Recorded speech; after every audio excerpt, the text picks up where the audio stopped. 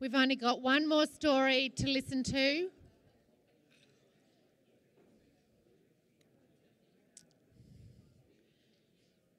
While we hear from Vicky and Tony Geddes in this final story, I also want each of you to think within your tables, what are some of the consistent themes that have cropped up today?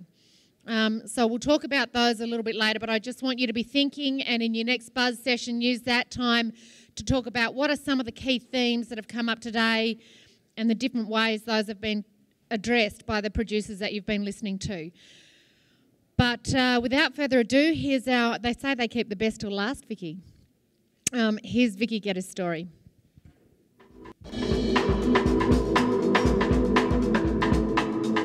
I suppose classic mixed farming enterprise. We predominantly sheep, and that was a tactical decision that we made, but we crop and we trade cattle, and the mix is set up to minimise our seasonal and production risk. Prior to the 2006 drought, our farming enterprise was very much balanced between sheep and cattle. We ran 2,000 ewes and about 600 cows, and we were very much 50-50, and cropping was only an opportunistic part. We got sort of through the drought and we discovered that actually feeding cattle and the sheer quantity of feed that you've got to get out to them, the sheer quantity of feed that you've got to store is very labour intensive, and we made the decision sort of fairly close to the start of the drought that we were going to take this opportunity to swap out of cattle into sheep.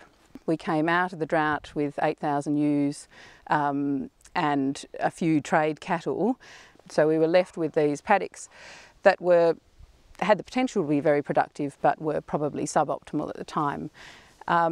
And so we decided to put those into a cropping rotation. In this part of the world, autumn and winter are our biggest feed gaps, and grazing cereals really fitted nicely into the system as far as filling that feed gap. The yellow sheep flock at the moment is very much focused on wool production. We're sitting somewhere between, well, at the moment we're about 6,000 ewes, and we were at 8,000 ewes. We decided that at the time that was a bit high risk as far as DSE proportions of our overall stocking rate, and if we got a tight autumn, what was the safety valve. So we've dropped back to 6,000 ewes and increased our proportion of wethers. Us personally, where we thought the industry was going, where we thought the farm was most suited, what livestock enterprise was most suited to this part of the world, where our interests lay, where we thought there were the most production gains.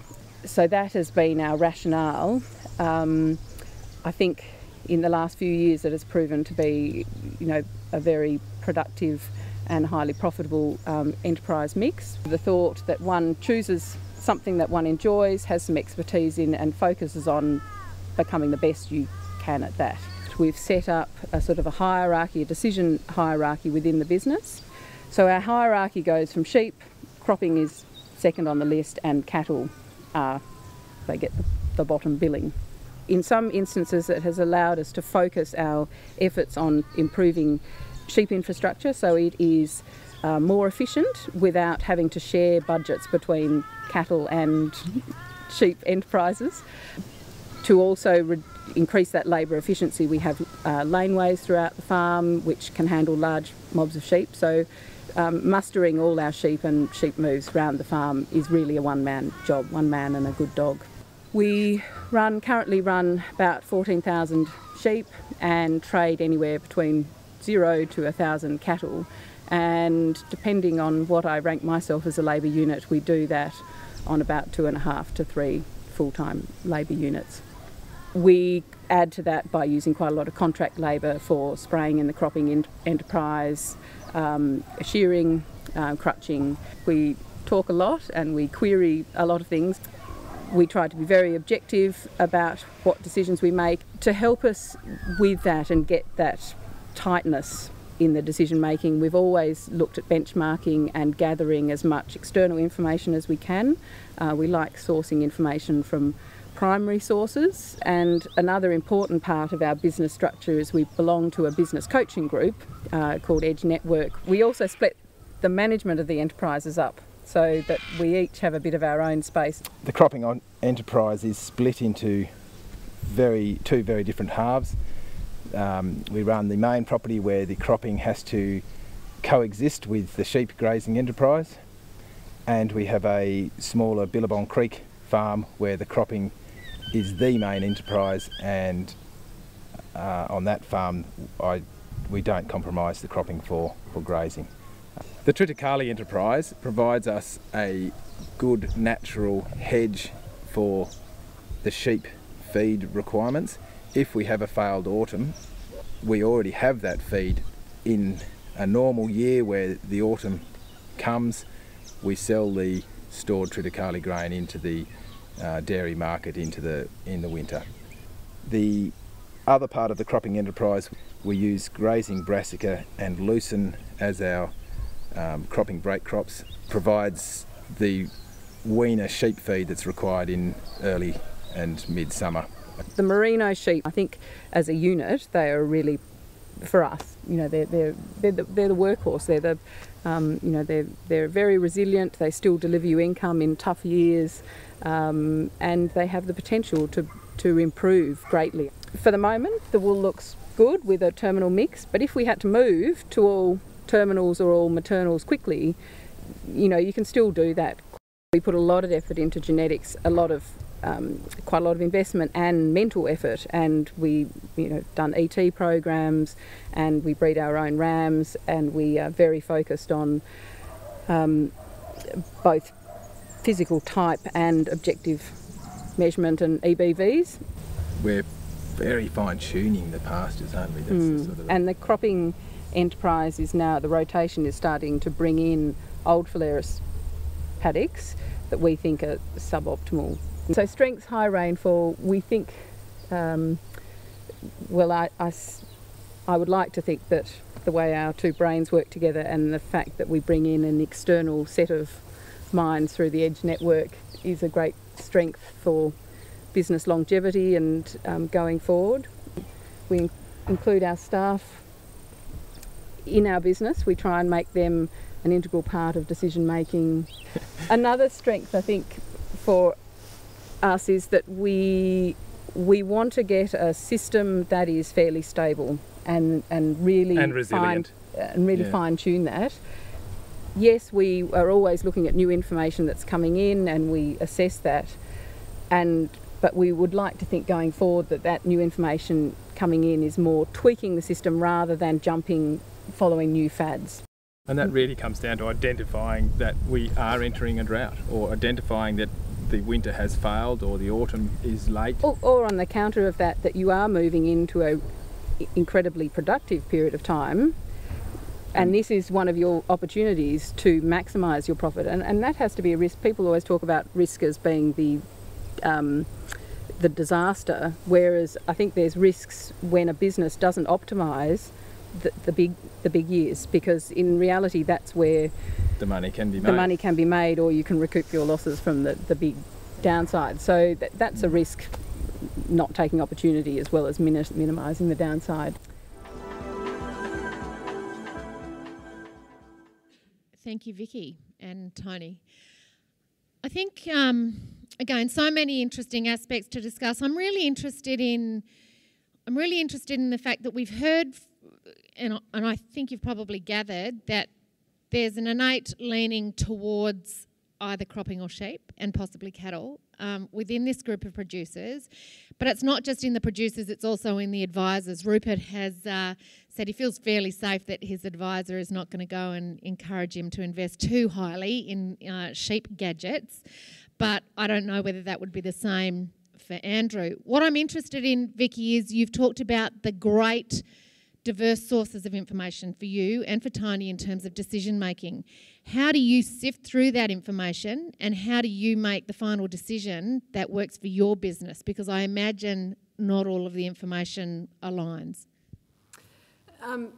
Sourcing our information has become quite a balancing act.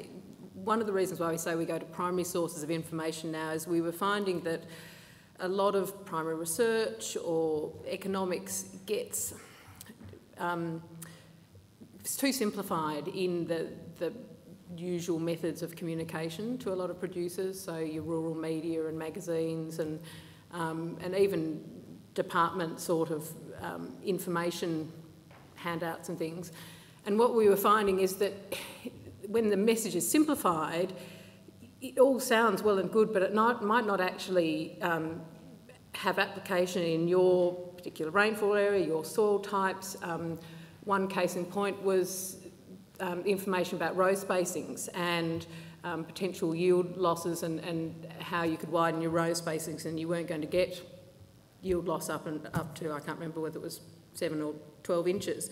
And then when we looked at the primary research, that didn't hold true for high rainfall cropping areas, and that there was a huge loss of potential yield for increasing row spacing in high rainfall areas. So we, as much as possible, go to primary sources of information, really look at and talk to the people that have done that research and see how it applies to our situation, and then critically think about how we can apply it in our business, whether it's going to deliver the return on investment, whether it's too early in that development phase, and if that's true, we'll keep an eye on it, see how it's unfolding, who have been the early adopters and how's it gone, and then look at where it might fit later on. Thanks, Vicky.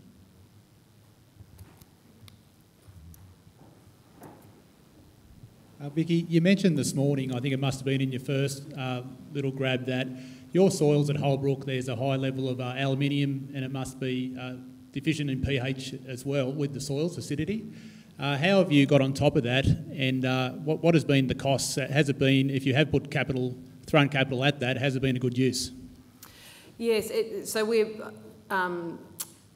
acid soils, aluminium at depth, it can be quite variable around the farm. Certain soil types on the farm will have more aluminium at depth than others.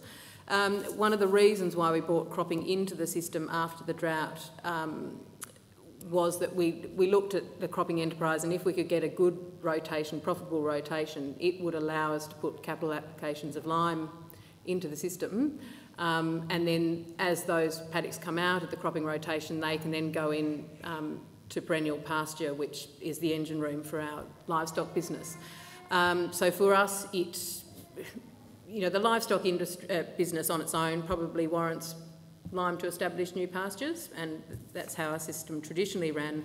But with the cropping in the system, it actually firmed up those numbers, and it meant that we could really invest in getting the soils right, and then that returns in the back end for us in really high quality, high productive, long persistence perennial pastures, which is our engine room. Ted Wolf, Graham Setter. Vicky, you mentioned a business coaching group that you belong to, and I was wondering if you could expand a little bit more on that. For example, is that group, does it have similar people to yourselves and similar businesses, or does it operate across a breadth of businesses? And what has it done in terms of improving your partnership between you and your husband and the other people that operate the farm? Thank you. Edge management is a key part of our business structure. Its strength is it draws on a diversity of locations and business types. You sit on effectively a board of directors. There's 5 other businesses, including ourselves, that are in our particular board, which is what they're called. And we're from Canamble to the New England to Uranquinty, and there's 100% croppers, there's 100% fine wool growers, there's mixed farmers, and not only do you get that diversity of sharing ideas about how production systems work, but we share all our financials, our goals and visions, and what we want to achieve out of our business and our life. And so you get effectively 10 other people, because its partners are involved, critically looking at your business, and so you get more rigour in your decision making, but you also get that support network as well. So during the drought, it was a wonderful resource, because you could sit around a table with a group of other really good heads, and you could say, the thinking behind this decision is really sound, really good, go out, put it in practice. you may not end up with the result you were expecting because of some external factors, but you had the support that says, you know, don't worry, the thinking was correct. And it was, you know, it was wonderful support during the drought. And it's also great in good years, looking at where you're going to take your business forward, if you're wanting to expand, wealth generation, succession planning, all that sort of thing. So, yeah, it's a wonderful resource.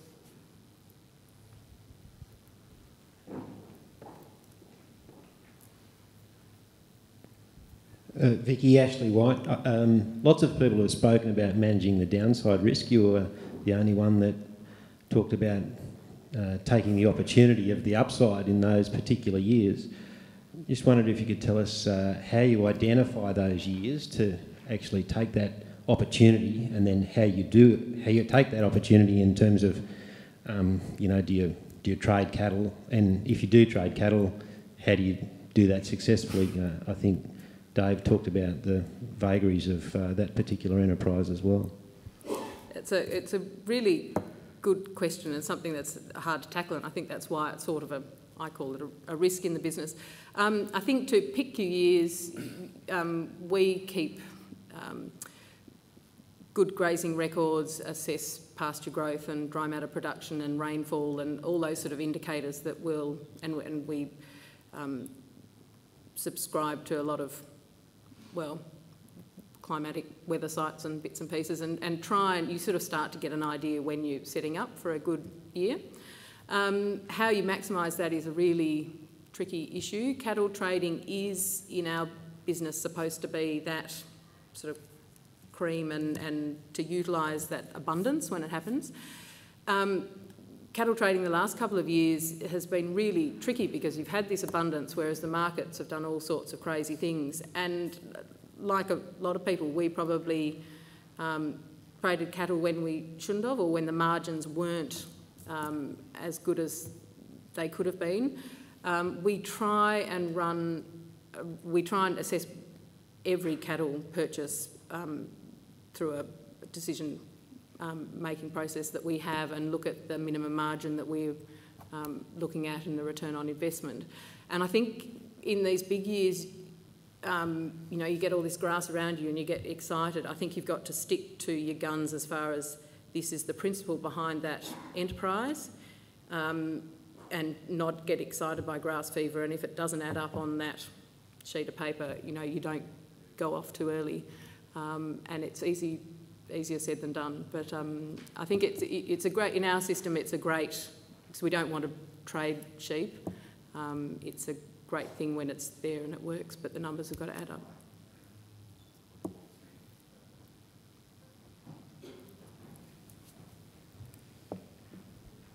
Jeff Henderson from Bynalong. I was just interested in your comment in relation to Brassica Production and Lucerne in relation to turning off, I assume you're turning off fat lambs. Could you give us a bit more insight on how you actually manage your brassica? Because we find it actually quite a delicate crop to manage correctly and keep the stocking rates where they should be, in particularly if you get a good summer with high growth. Yes, Brassica for us has fitted into the system for several reasons. It allows us to be a clean-up crop going into the cropping rotation. It still suits the grazing enterprise. And in our home block, east of the highway, it's not great canola country, or some of the paddocks that are cropped are not great canola country, whereas brassica can be put in as your break crop, give you the same result but contribute to the primary grazing enterprise. We have explored sowing times with brassica, trying to get this balance between having the dry matter when we need it, which is weaning through summer, but not having canola bolt. You get plenty of, you know, if you sow early, you get plenty of spring production, but then it bolts and you actually get less dry matter when we need it. But then if you do a true spring sowing and you don't get any summer rain, you can effectively only get one grazing off it. So the return on that investment is not as good. It's one of the reasons why we're looking at bringing lucerne back into the system where we can, and we don't have great lucerne country or an abundance of it, is trying to get that balance. When we looked at the economics of sowing the quantity of brassica we need every year, If we can have some lucerne in the system and some brassica, it gives a better economic return for us, or less upfront risk as far as cost of establishment every year. Okay, thank you very much, Vicky. I think what we'll do is call the questions to a close there, lead into your buzz session, ideas, issues on your table, but also think of the key themes that have come up for you today, and we'll just talk about those in a little more detail in a moment.